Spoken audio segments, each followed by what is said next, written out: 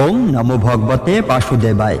জীবনের পথে চলতে চলতে কখনো কি মনে হয়েছে আমরা সবাই যেন কোথাও ছুটে চলেছি, কিন্তু ঠিক কোথায় যাচ্ছে তা নিজেরাও জানি না। প্রতিদিন সকাল থেকে রাত পর্যন্ত ব্যস্ততা, সংগ্রাম, আশা নিরাশা, সাফল্য আর ব্যর্থতার মধ্য দিয়ে দিন কেটে যায়। আমরা ভাবি সবকিছু আমাদের নিয়ন্ত্রণে আছে। আমরা ভাবি আমাদের শক্তি, আমাদের বুদ্ধি এবং আমাদের পরিকল্পনাই আমাদের ভবিষ্যৎ নির্ধারণ করবে। কিন্তু সত্যিই কি তাই? আজ থেকে হাজার হাজার বছর আগে কুরুক্ষেত্রের যুদ্ধক্ষেত্রে অর্জুন এমন এক দৃশ্য দেখেছিলেন যা মানুষের অহংকারকে মুহূর্তের মধ্যে ভেঙে দিতে পারে। তিনি দেখেছিলেন সময় সেই মহাশক্তিকে, যার সামনে রাজা প্রজা, ধনী দরিদ্র, বীরু ভীরু সবাই সমান। তিনি দেখিয়েছিলেন এই জগতের প্রতিটি প্রাণ এক অদৃশ্য নিয়মের অধীনে চলেছে, কেউ সেই নিয়মের বাইরে নয়।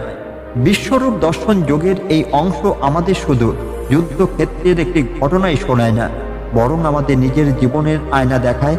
আমরা কোথায় দাঁড়িয়ে আছি, কেন এত অস্থিরতা, কেন এত অহংকার, কেন এত ভয়, আর কেনই বা মানুষ সত্যকে যেন মায়ের পেছনে ছুটে চলে। তার গভীর উত্তর লুকিয়ে আছে এই শ্লোকগুলোর মধ্যে। যারা আমাদের আগের পর্বগুলো দেখেননি তারা অবশ্যই দেখে নেবেন, কারণ একাদশ অধ্যায়ের প্রতিটি শ্লোক একে অপরের সঙ্গে গভীরভাবে যুক্ত। আর যেহেতু ব্যস্ত জীবনে অনেকের পক্ষেই প্রতিদিন গীতা পাঠ করা সম্ভব হয় না, তাই আমরা প্রতিটি পর্বে মাত্র 3টি শ্লোক নিয়ে বিস্তারিত আলোচনা করার চেষ্টা করি, যাতে গীতার অমৃত বাণী সহজভাবে সকলের হৃদয়ে পৌঁছে যায়। আজকের পর্বে আমরা আলোচনা করব ভগবদ গীতার একাদশ অধ্যায়ের 28, 29 এবং 30 নম্বর শ্লোক। এই 3টি শ্লোকের মধ্যে লুকিয়ে আছে সময়ের মহাসত্য, জীবনের অনিবার্য পরিণতি এবং মানুষের অহংকার ভেঙে দেওয়ার এক অসাধারণ শিক্ষা। তাহলে দেরি না করে ভক্তি ও শ্রদ্ধার সঙ্গে প্রবেশ করি শ্রীকৃষ্ণের সেই বিশ্বরূপ দর্শনের মহামহিম অধ্যায়ে। আসুন শুরু করি আজকের গীতা পাঠ। আপনি কি কখনো ভেবেছেন আজ যে মানুষটি নিজের শক্তি, নিজের অর্থ, নিজের ক্ষমতা নিয়ে গর্ব করছে, কয়েক বছর পর তার কতটুকু অস্তিত্ব থাকবে? যে মানুষটি আজ অন্যকে তুচ্ছ করছে, অন্যের হৃদয়ে আঘাত করছে, সে কি সত্যিই জানে আগামীকাল তার জন্য কি অপেক্ষা করছে? আমরা সবাই জীবনের পথে ছুটে চলেছি, কেউ অর্থের পেছনে, কেউ সম্মানের পেছনে, কেউ সম্পর্কের পেছনে, আবার কেউ এমন কিছুর পেছনে ছুটছে যার শেষ কোথায় আমরা নিজেরাও জানি না। কিন্তু একদিন কুরুক্ষেত্রের যুদ্ধক্ষেত্রে অর্জুন এমন এক দৃশ্য দেখেছিলেন যা মানুষের জীবনের সবচেয়ে বড় সত্যকে উন্মোচন করে দিয়েছিল। শ্রীকৃষ্ণ তখন তার বিশ্বরূপ প্রকাশ করেছেন। সেই রূপ কোনো মানুষের রূপ নয়, কোনো দেবতার রূপ নয়, সেই রূপে ছিল সমগ্র সৃষ্টি, সমগ্র সময় এবং সমগ্র মহাবিশ্ব। অর্জুন দেখলেন অসংখ্য মুখ, অসংখ্য চোখ, অসংখ্য বাহু। সেই রূপের মধ্যে যেন সমস্ত গ্রহ, নক্ষত্র, দেবতা, ঋষি, মানুষ এবং প্রাণী একসঙ্গে অবস্থান করছে।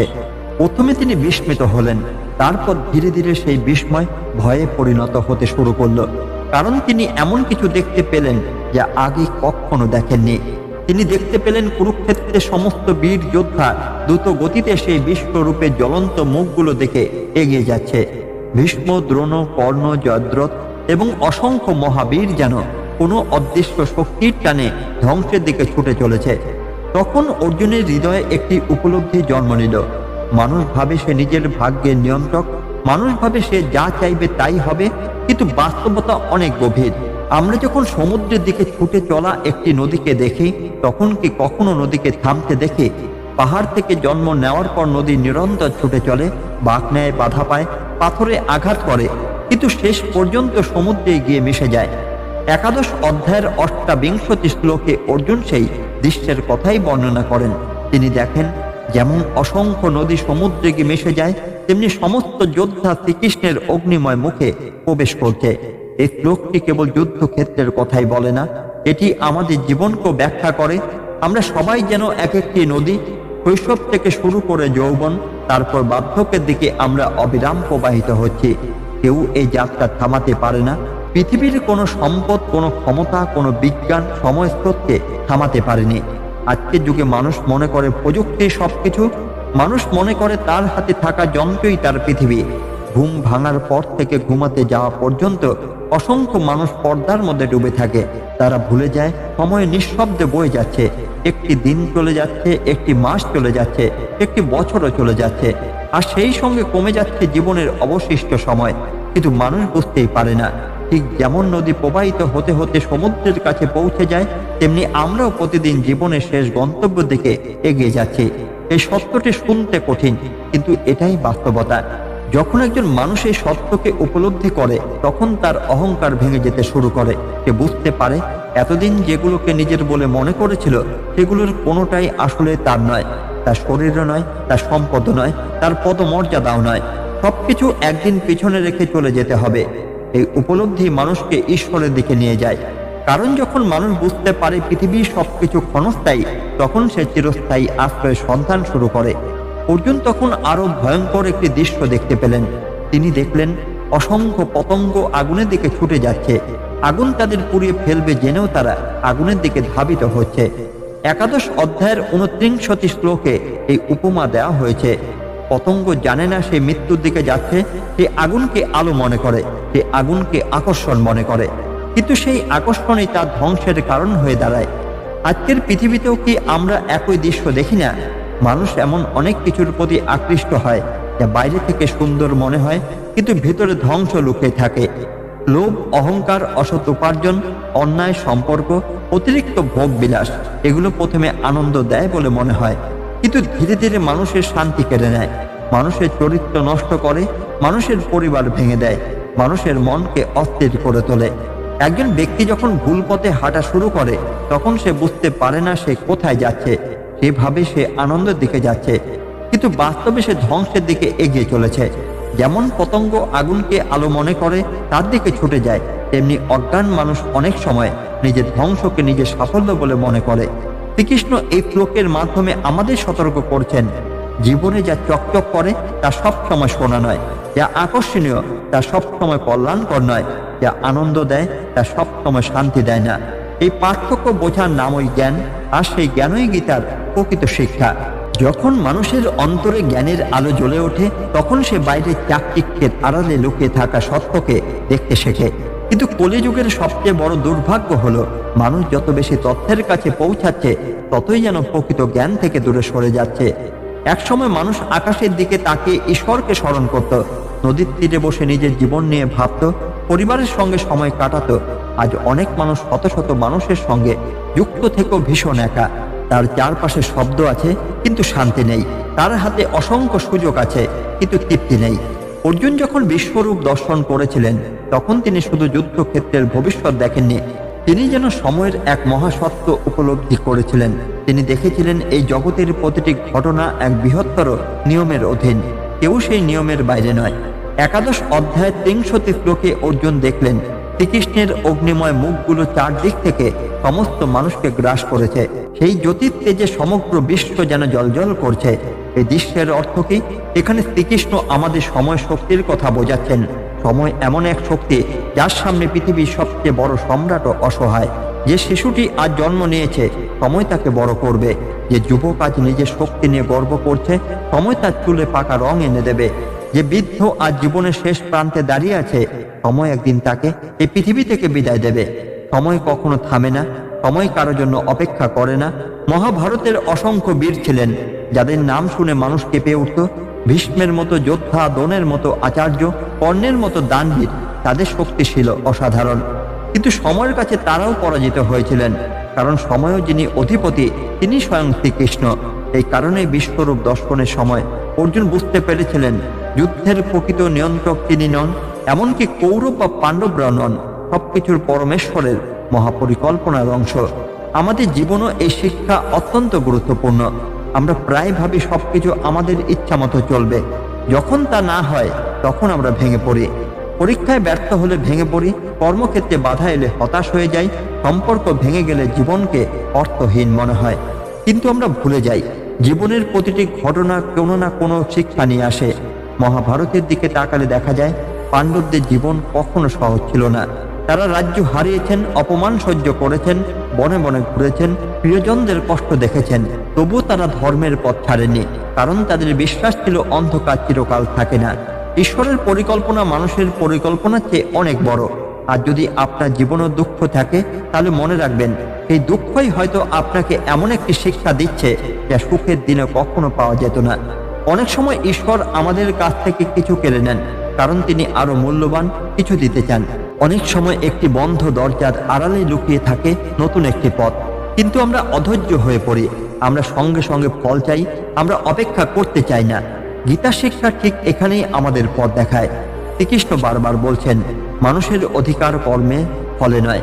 যখন মানুষ ফলের চিন্তা ছেড়ে সৎভাবে নিজের কর্তব্য পালন করে, তখনই তার হৃদয়ে শান্তি জন্মায়। কারণ তখন সে বুঝতে শেখে সে কেবল একজন কর্মী। চূড়ান্ত ফল নির্ধারণ করেন পরমেশ্বর। বিশ্বরূপ দর্শনের এই অংশ আমাদের অহংকার ভাঙতে শেখায়।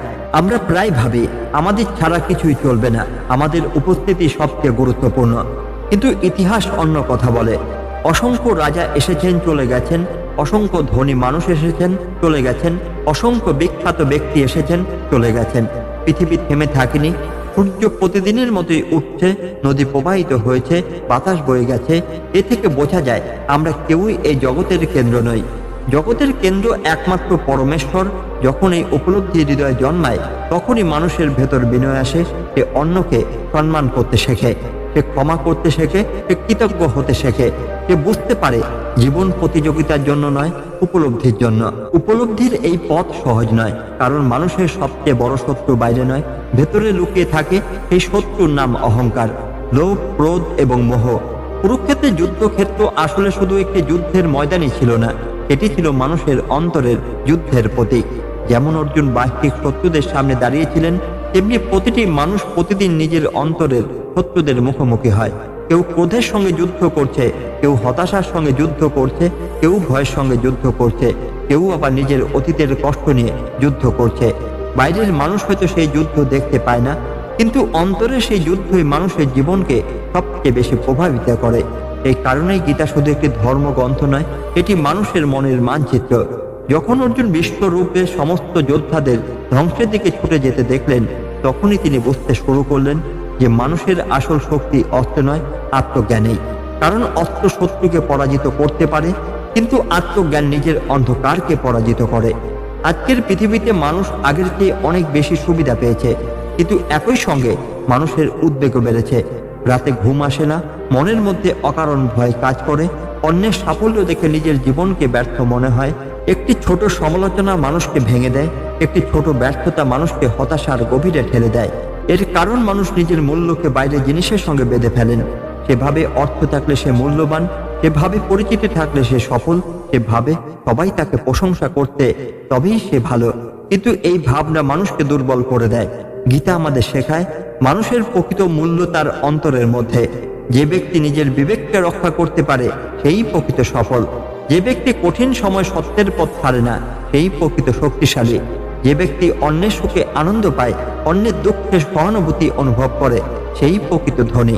শ্রীমদ্ ভাগবত পুরাণে বারবার দেখা যায়, যারা ঈশ্বরের উপর ভরসা রেখেছিলেন, তারা কঠিনতম পরিস্থিতিতে পথ খুঁজে পেয়েছেন। রাজা পরীক্ষিত মৃত্যু সংবাদ পাওয়ার পর ভেঙে পড়েননি। তিনি জীবনের শেষ সময়কে জ্ঞানের আলোয় পূর্ণ করেছিলেন। তিনি বুঝিয়েছিলেন মৃত্যু কোনো শেষ নয়, মৃত্যু হলো এক অবস্থা থেকে অন্য অবস্থায় যাত্রা। এই উপলব্ধি মানুষের সমস্ত ভয়কে বদলে দিতে পারে। কারণ পৃথিবীর অধিকাংশ ভয়ের মূলেই রয়েছে হারানোর আশঙ্কা। মানুষ অর্থ হারাতে ভয় পায়, মানুষ সম্পর্ক হারাতে ভয় পায়, মানুষ সম্মান হারাতে ভয় পায়, মানুষ শরীর হারাতে ভয় পায়। কিন্তু যখন সে বুঝতে পারে আত্মা অবিনশ্বর, তখন তার দৃষ্টিভঙ্গি বদলাতে শুরু করে। একাদশ অধ্যায়ের এই 3টি শ্লোক আমাদের সেই দৃষ্টিভঙ্গি শেখায়। নদী সমুদ্রের দিকে যায়, পতঙ্গ আগুনের দিকে যায়, মানুষ সময়ের দিকে এগিয়ে যায়। এটাই প্রকৃতির নিয়ম। কিন্তু এই যাত্রার মধ্যে একটি বিষয় আমাদের হাতে থাকে, সেটি হলো আমরা কেমন জীবনযাপন করব। আমরা কি শুধু নিজের জন্য বাঁচব, নাকি অন্যের কল্যাণের কিছু করব?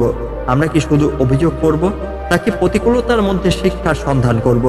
আমরা কি শুধু পৃথিবীর জিনিস সংগ্রহ করব, নাকি হৃদয়ের ভেতরে আলো জ্বালানোর চেষ্টা করব? শ্রীকৃষ্ণ মানুষের কাছ থেকে অসম্ভব কিছু চাননি। তিনি শুধু চেয়েছেন মানুষ যেন সত্যকে গ্রহণ করে, নিজের কর্তব্য পালন করে, অন্যের অকল্যাণ না করে এবং জীবনের প্রতিটি মুহূর্ত পরমেশ্বরকে স্মরণ করে। যে মানুষের শিক্ষা গ্রহণ করতে পারে, তার জীবনের ঝড় আসবেই, কিন্তু সে ভেঙে পড়বে না। তার জীবনে অন্ধকার আসবেই, কিন্তু সে পথ হারাবে না। কারণ তার অন্তরে তখন একটি প্রদীপ জ্বলে ওঠে। সেই প্রদীপের নাম বিশ্বাস, সেই প্রদীপের নাম ভক্তি, সেই প্রদীপের নাম আত্মজ্ঞান। আর যে হৃদয়ের এই তিনটি প্রদীপ জ্বলে তাকে পৃথিবীর কোনো অন্ধকার দীর্ঘদিন আচ্ছন্ন করে রাখতে পারে না। বিশ্বরূপ দর্শনে সেই ভয়ঙ্কর অথচ মহিমান্বিত দৃশ্য আজও আমাদের মনে করে দেয় আমরা সবাই সমস্ততে ভেসে চলেছি। তাই অহংকারে নয় ভক্তিতে বাঁচি, ভোগে নয় উপলব্ধিতে বাঁচি, বিভ্রান্তিতে নয় জ্ঞানের আলোয় বাঁচে। কারণ একদিন সবকিছু পেছনে ছেড়ে চলে যেতে হবে, কিন্তু আমাদের কর্ম, আমাদের চরিত্র এবং ঈশ্বরের প্রতি আমাদের ভালোবাসাই তখন আমাদের প্রকৃত পরিচয় হয়ে থাকবে। এই সত্য যে হৃদয়ে ধারণ করতে পারে তার জীবন আর আগের মতো থাকে না, তার চোখে পৃথিবী বদলে যায়, তার মনে শান্তি জন্মায়, আর তারপর পথ ধীরে ধীরে শ্রীকৃষ্ণের চরণ ধুলির দিকে এগিয়ে যেতে থাকে।